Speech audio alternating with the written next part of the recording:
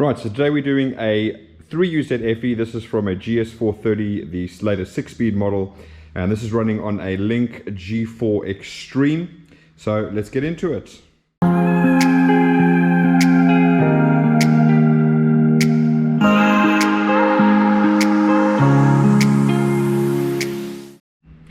Right, so as discussed, this is a GS430 harness. It's from a 05 to 07, so it's latest 6-speed variation.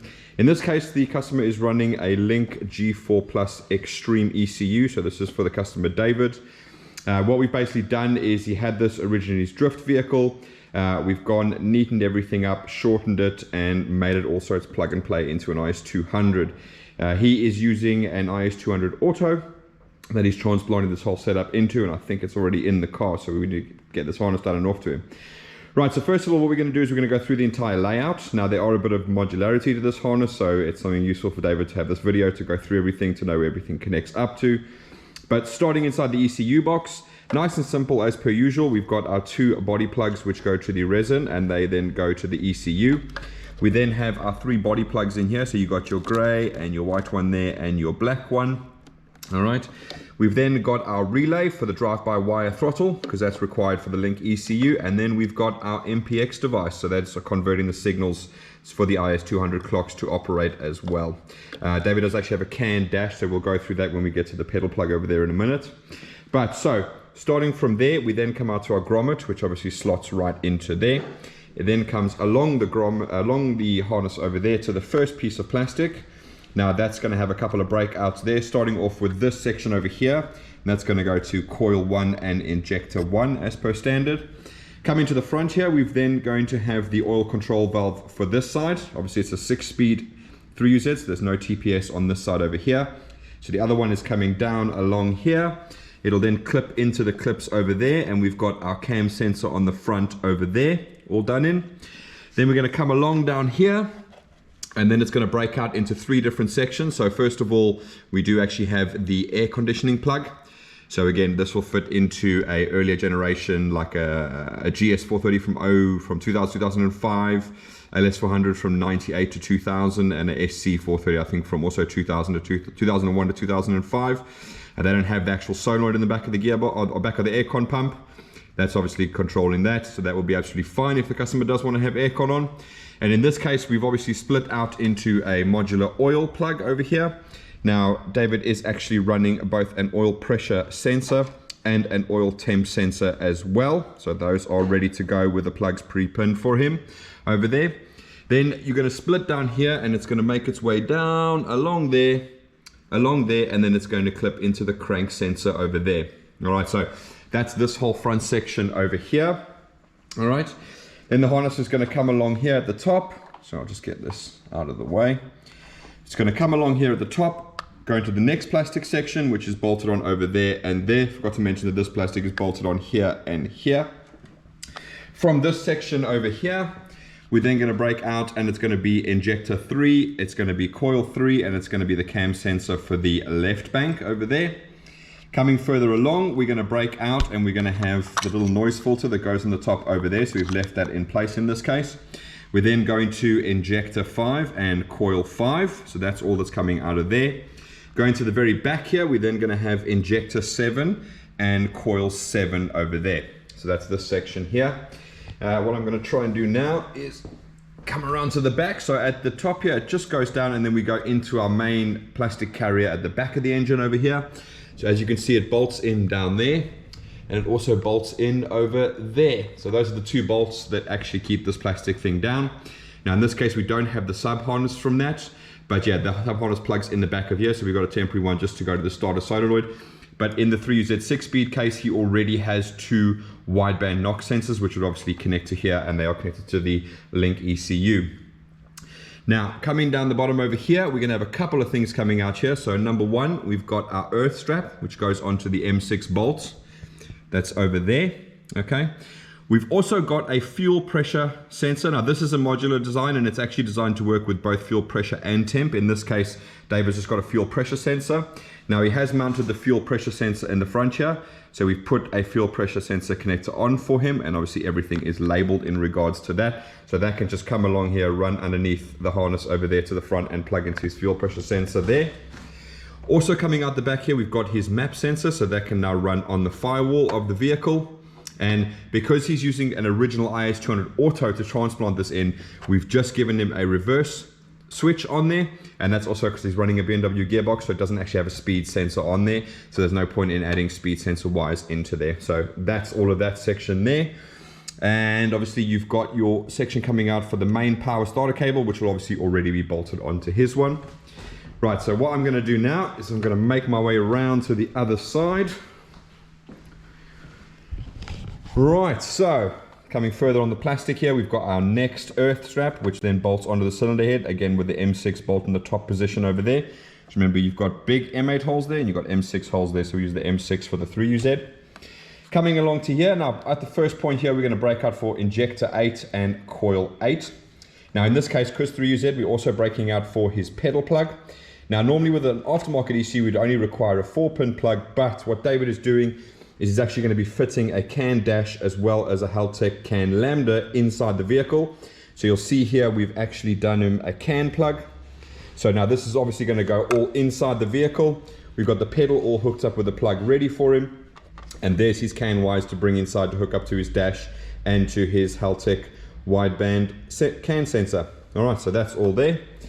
Then we come a little bit further along here. We're going to break out again for a noise filter over there.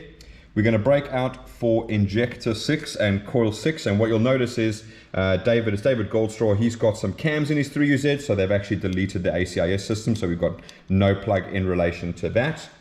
Then coming further along here, we're going to break out for injector 4, which goes underneath there, and coil 4 over there. Coming further along, we're going to break out at the front here, and this is going to be for the drive-by-wire throttle motor. So again, it's a 6-pin plug because it's a 3UZ 6-speed. We've got injector 1. We've got, injector 2, coil 2. We've now got a coolant temp sensor, which is the standard 3UZ one. We've also got the temp sensor for the gauge, so his IS200 gauges will function correctly. So we just need to fit effectively the 1UZ non-VVT-i temp sensor bolt straight in there.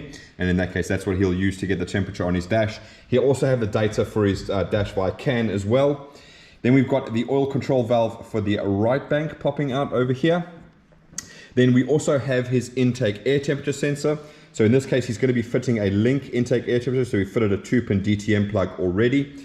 Just for testing purposes, I've obviously just adapted it to work with one of our Bosch intake air temperature sensors there for the time being. Then it is going to carry on down along here. And effectively, it's just going to go over to the alternator plug over there. Obviously, I'm going to be, when I'm testing, putting an adapter plug over to there to make sure that works. But on the 3UZ 6-speed, they have the 4-pin plug. So remember, on the GS and the LS, although they have the 4-pin plug, the 4th pin is actually not connected, or the 3rd pin is actually not connected. So that's different from the Crown, obviously. And then a little unique one we've put in for David is effectively this 2-pin DTM plug over here. And that's going to be controlling his fan. So what we're going to do is we're going to take the harness fan switch plug off of the vehicle, for the 2-pin DTM plug on, that'll plug into here. And then he's going to be able to control his cooling fans from the Link ECU and not relying on the thermal switch that usually comes in the bottom of the radiator there. All right, so that's kind of the whole setup of the engine harness. It is plug and play. It'll just plug straight in and start. So what I'm going to do now is I'm going to go fit that alternator plug on there. I'm going to get it started up, and then what we're going to do is we're going to do the video showing everything running, and I'll go through all of the tests that we're going to carry out over there. All right, so let me do that, come back, and then we'll do the testing. See you in a minute. Right, so now we're going to move on to the actual testing, which is a couple of things we're going to test just the ignition on, and obviously we're going to test the engine actually running, so there will be a few things there. Okay, so what we're going to do on the actual testing side with just the ignition on, it's quite a few tests because obviously it's an aftermarket ECU, but we're going to be looking at things like the ambient temperature. So the MPX device is going to make the ambient temperature read 18 degrees consistently, so we're going to make sure that's happening. We're going to look at the charge light, so that is the alternator light on the ignition dash, just make sure that's coming on, and when we start it, it should go off as well to show that the alternator is working as we expect. For the oil pressure and temp, Obviously, I've already got a coolant temp sensor just plugged into the oil temp sensor so we can get a reading. And I've got my super advanced oil pressure or pressure sensor tester. So it's basically a compressed air line to a pressure sensor. And what I'm going to do is plug it into the oil and plug it into the fuel pressure. And that's going to show us exactly what the pressures are there and make sure they are working as they should. Then we're going to move on to the reverse switch. So again, I'm just going to bridge that little plug at the back of the engine, which is exactly what this reverse switch does in your gearbox. And we should hear the annoying beep to say we're in reverse. Then next up, speedo is not applicable because, as I said, he's putting it into an auto vehicle. So we are actually only going to be, the speedo is going to come from the ABS ECU already. Laptop communication, well, I'm just going to show you on the Link software here that it is actually connecting via that. Okay.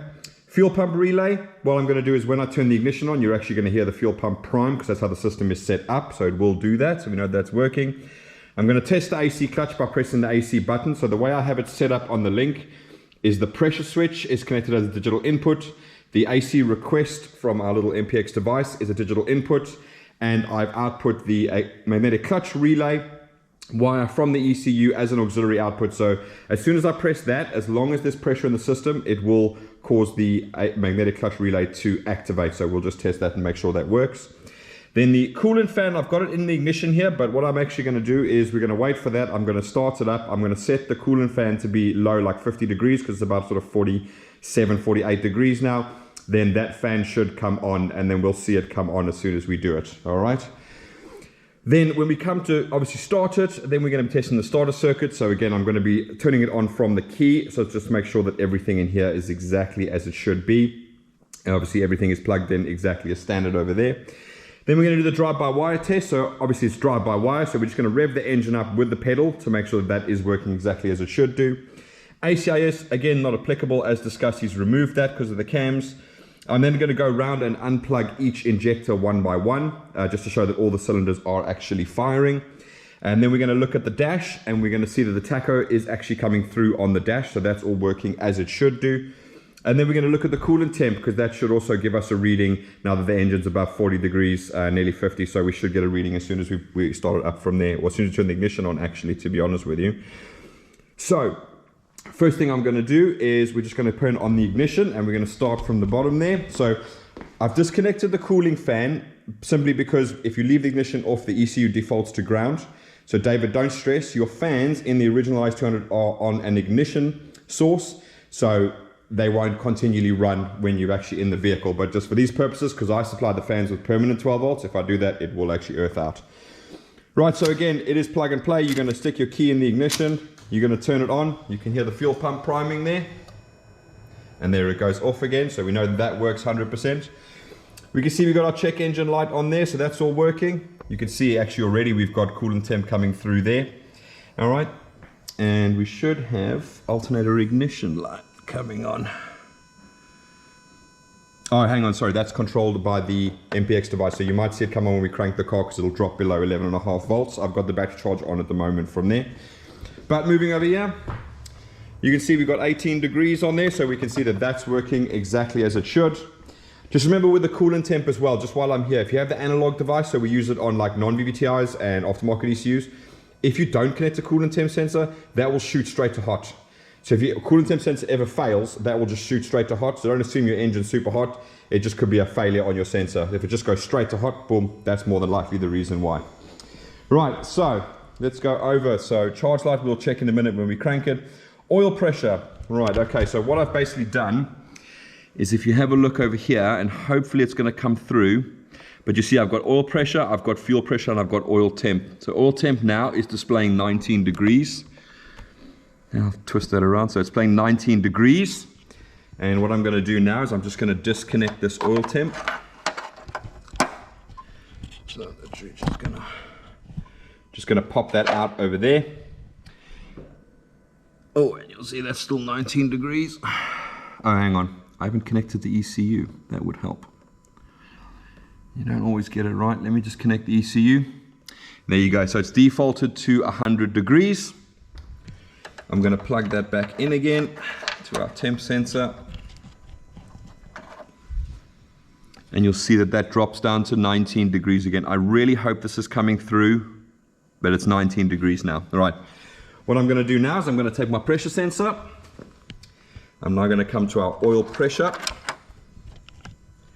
and I'm going to plug that in. And as soon as I do, you can see that's now reading 514 kPa, which is obviously the air pressure I've got in the system over there. And fuel pressure is obviously showing 0. So now I'm just going to disconnect the pressure sensor. Get rid of that. And you'll see now that's gone back down to 0. Well, it's working its way down, and there it is on 0. Now I'm going to go up to the fuel pressure at the top here. So fuel pressure at the top there. Just going to plug that one in. So you can see that one is now plugged in. I'm just going to hold the pipe while I do this. And now you see it says 514 kPa on that one. And I'll just go ahead and unplug it. Put that back over there. That back down on the ground. And you'll see it slowly climbing down to 0. There you go. Right, so I'm happy that the oil pressure, oil temp, and fuel pressure are all okay. So now what we're going to do is move over to reverse, and we've kind of done laptop communication already. You can see that it is connecting on the G4 Plus software there. So let's go over to the reverse switch. So let me get my tester.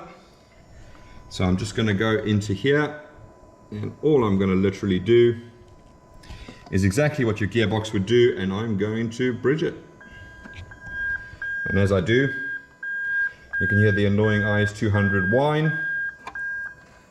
Okay, I'm going to get rid of that. I'm going to put that back over there. I'm going to put that back over there. Okay, let's just do that. Right, so that's the reverse switch done. So again, we're just going to make a little sub harness for him when we know the length of the reverse switch of the BMW gearbox. Fuel pump relay, well, we already heard the fuel pump come on and prime.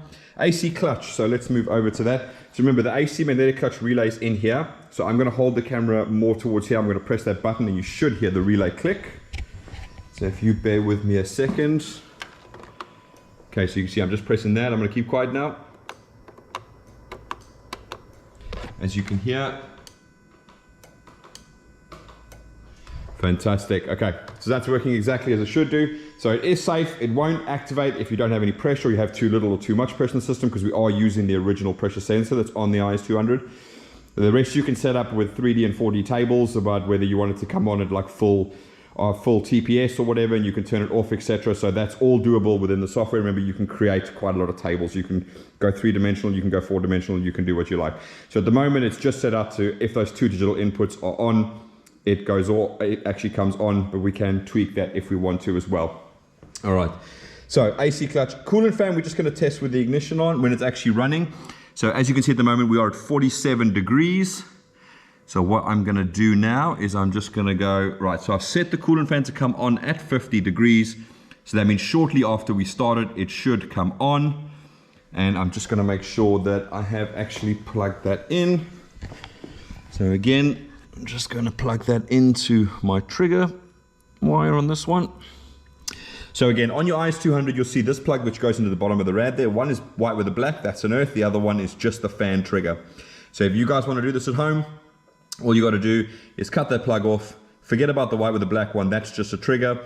That's just a ground. The other one is the trigger. And if you supply that with a ground, then your coolant fans will come on. So you can control it however you like. All right, so just remember that.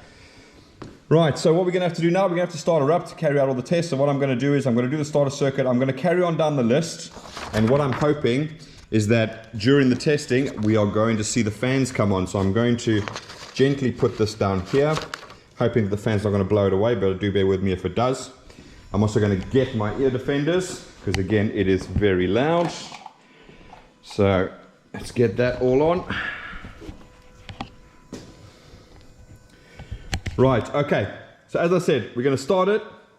We're going to test the drive-by-wire. ACS is not applicable. I'm going to run around and move the injectors and coils. We're going to look at, I might look at the tacho straight away as soon as we start it. And then the coolant temp, well, we've already seen that come on and active over there. Don't worry, the check engine light's flashing because obviously I've disconnected and connected oil and fuel pressure sensors, so it's getting error value from there. All right, so 1, 2, 3.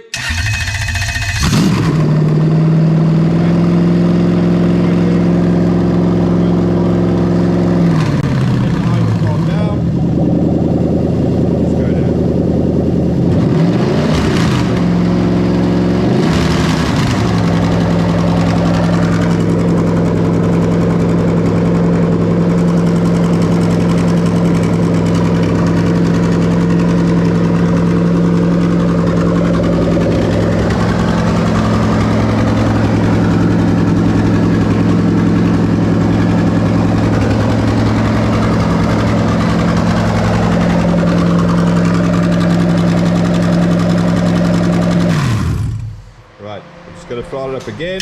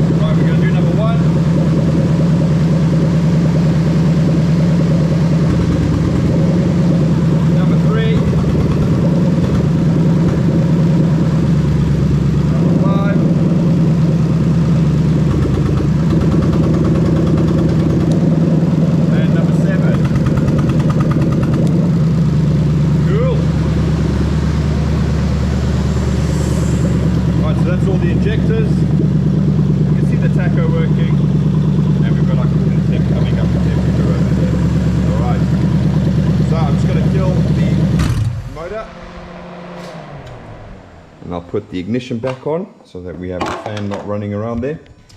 But right, so I'm pretty happy with everything on the engine itself.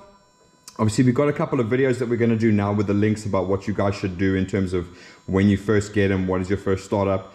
We do have quite an extensive series on how to set these up in terms of setting up your inputs and outputs and so on and so forth. Usually when you get them from us, obviously in this, like this case over here, we do actually get them running. David's luckily he's already got an existing map, so all we've done is we've adjusted his inputs and outputs to match the setup that he's currently got. And obviously we will then return the original map because obviously he's got cams and bigger injectors and everything, so I had to make some changes to get it to run on our engine over here. All right, so that's all good. I'm happy with the harness itself. What we're going to do is get this boxed up, get it off to David, and keep your eyes peeled because we're going to have a couple of videos on some different things with a link that are going to come along with this video over here. All right, so thanks for watching, guys, and we'll see you again soon. Bye bye.